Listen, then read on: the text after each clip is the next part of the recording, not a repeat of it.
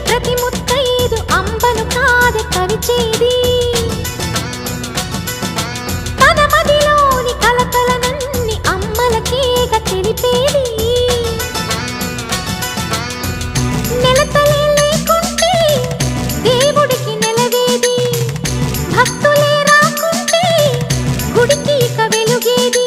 దయతోటి కుంకుమ పూలు అక్షింతలు మనమంతా ఇవ్వాలి తన తాళి నిలపాలి తాళి కాచి ముత్తైదా